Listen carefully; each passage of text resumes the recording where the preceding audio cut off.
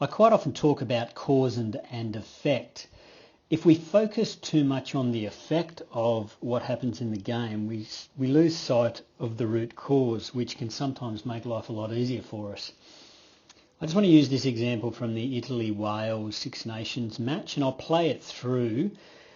To give you some context, it came from a Welsh centre-field scrum. They'd had two phases where they'd got pretty decent gain line. This was the third phase, and the Italians had scrambled quite well to slow this ball down at this ruck, but we'll see what happens.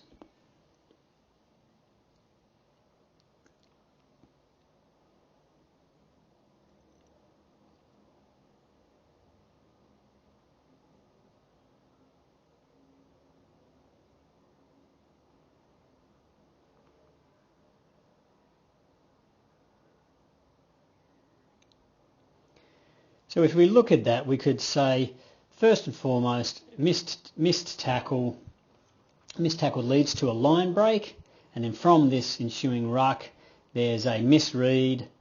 They get lucky with that ball bouncing off the Welsh shoulder, but the Italian defence is in no shape whatsoever to be able to handle that effectively.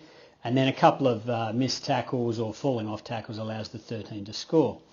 We can look at the effect of that and focus on that and say, oh, you know, missed tackles or whatever, but I think there's a greater cause here to the problem. So if we go to this point, the Italians had slowed the ball down really well, but their problem lied in the fact that they've got these four defenders here, very, very narrow, and they probably, I don't think, understood who they were actually meant to be defending. For me, the defenders here would be, in this instance, and as we played it through, this would be the tackler. This player here would be the player who deals with the pop option on the outside. And then the one and the two defenders can deal with the inside threats.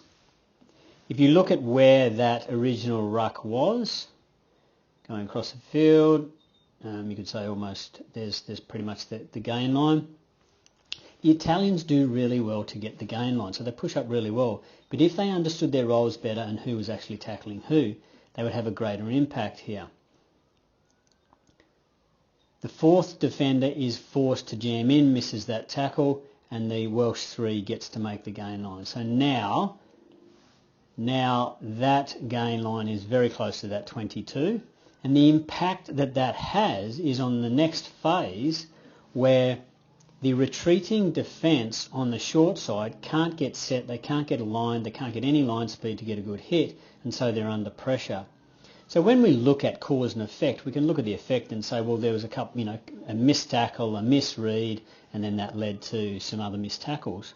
But if the Italians were able to fix up the root cause of that, and that would be better width on their ruck defence, a clearer understanding of who in the ruck defence would make the tackle and who would deal with threats, they potentially are making a tackle in this space and taking the gain line away from the Welsh as opposed to allowing them to get up to here to then attack from that point.